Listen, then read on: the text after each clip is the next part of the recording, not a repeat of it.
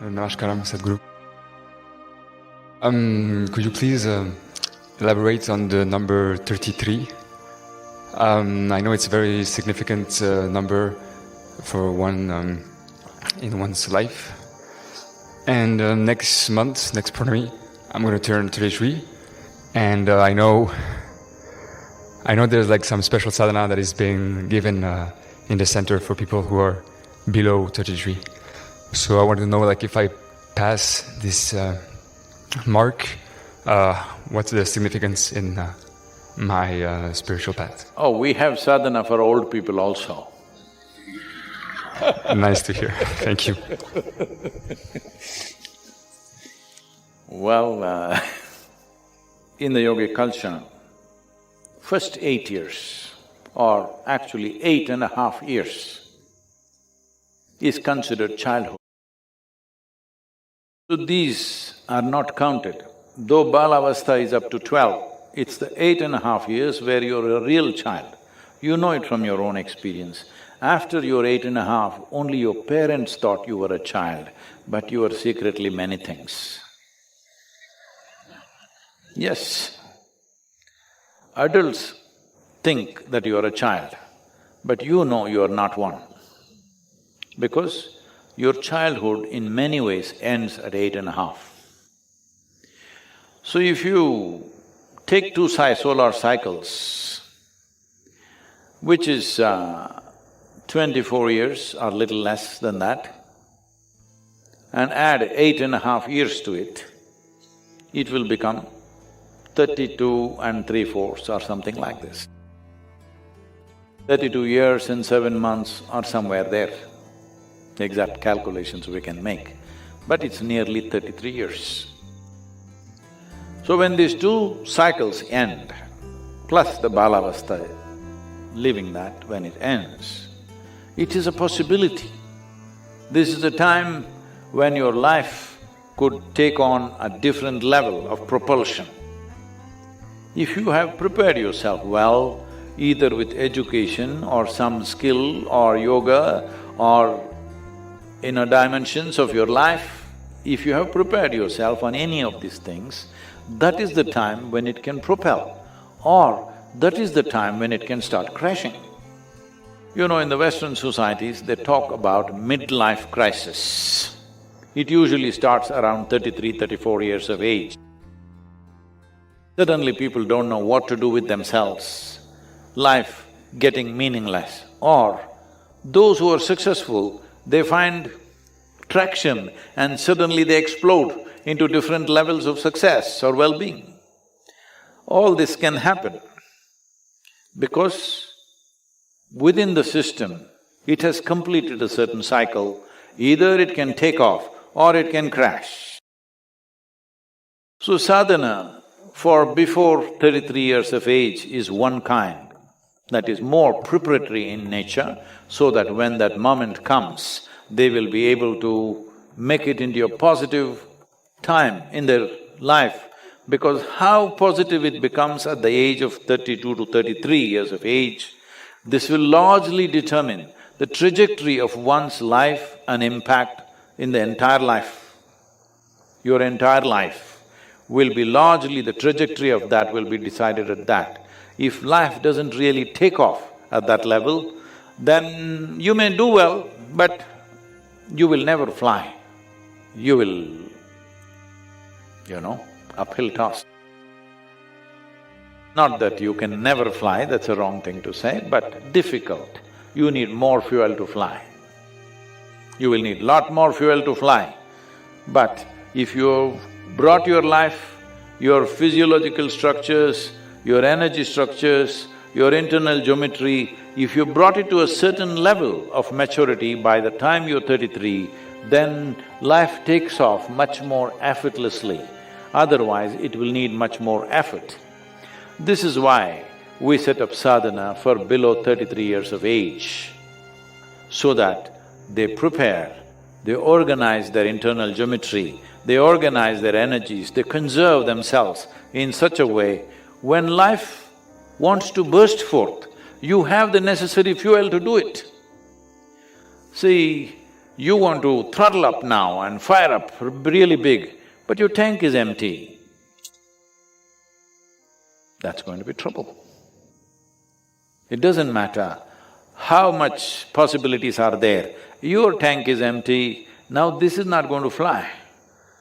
Everything else may be great, you may have education, you may have knowledge, but still you won't fly easily because of this.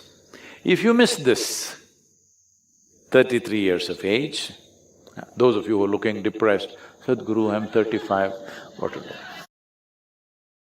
Well, if you're a male person, 42 is another time when there is another upsurge, not at the same level as 33, but definitely a substantial upsurge where one can again burst forth. If you're a female, it may be 46 for you, but because if you do not handle your biology well, 46 may become more troublesome than possibilities. But there are many possibilities. When a woman reaches 46 years of age, she can break through her limitations of whatever the feminine nature held her down with certain aspects of life, all that she can break through in a big way because her energies are transforming naturally. I'm talking about natural support, I'm not talking about what individual people may do. Individual people may defy all this and go on, that's different. But naturally, this is the way it is moving. So if you miss both these, when you hit 60, there's hope, huh?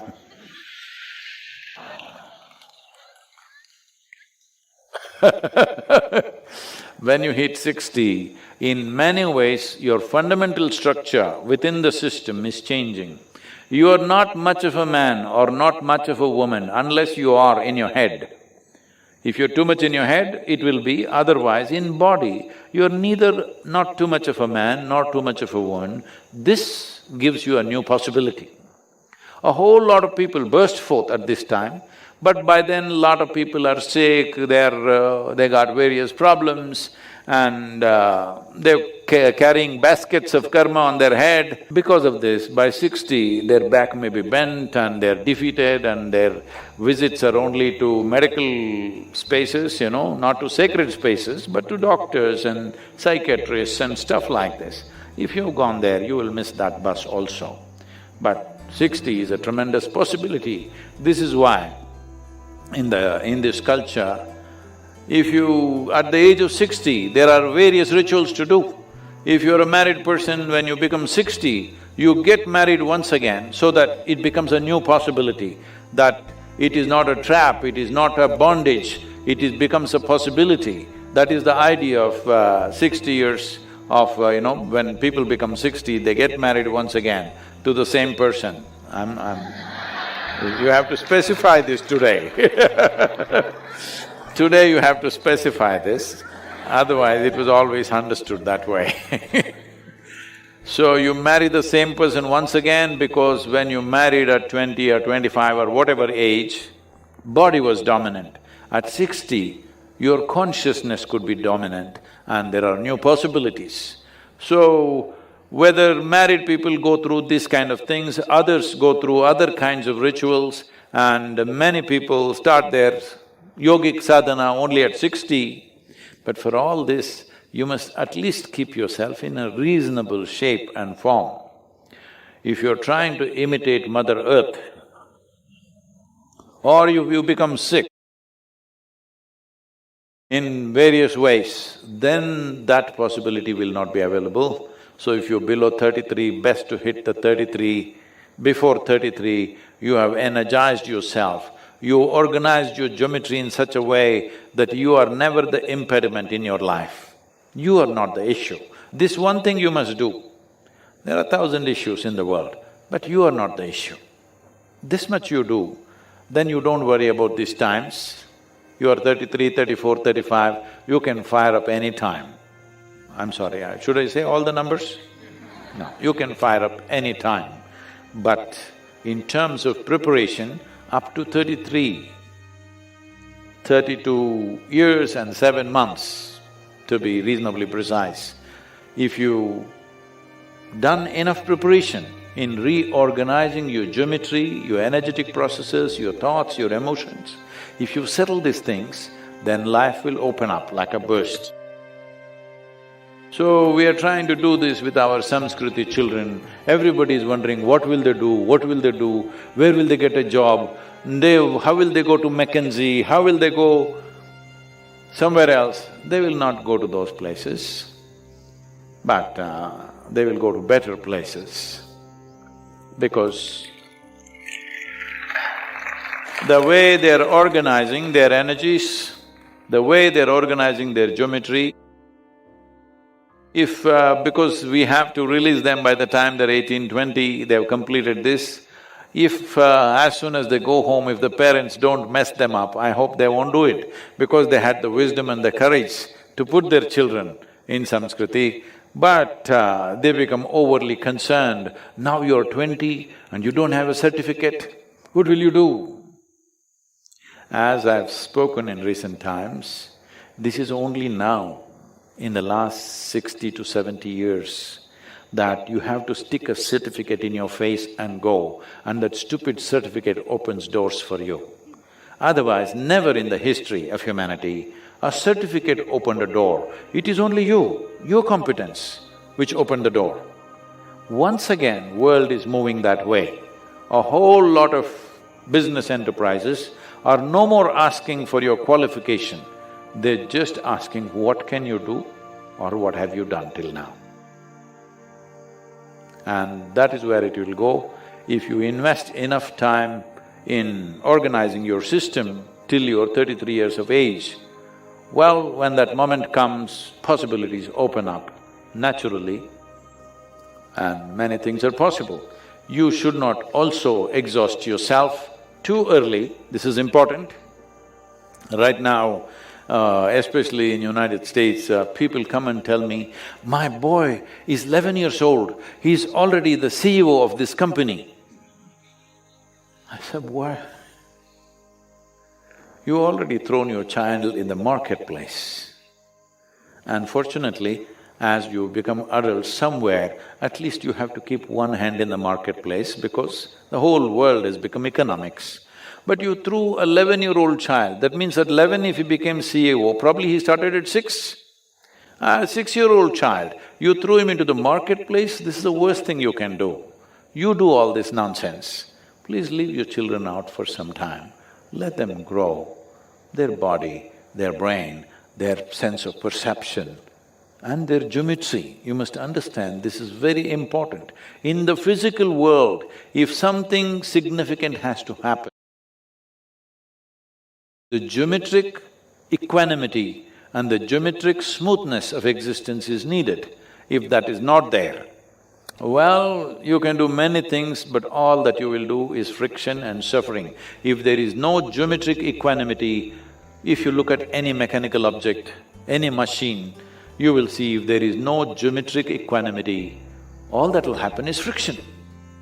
You must understand, physical world, whether it is the galaxy or the solar system or this body, these are all mechanical functions.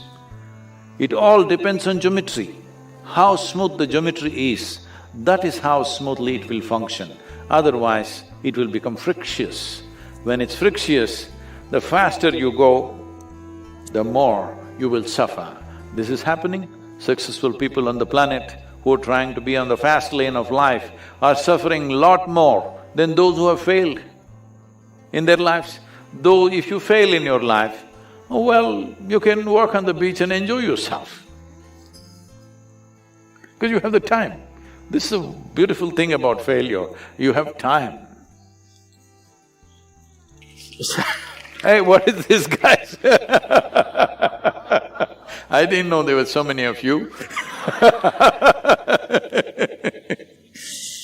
Success, the problem with success is, when you're successful, there's no time for anything. So you have to become super alert if you want to still imbibe life and know the taste of life every moment of your life. Otherwise, you will become a zombie walking around with something buzzing in your head which is not life.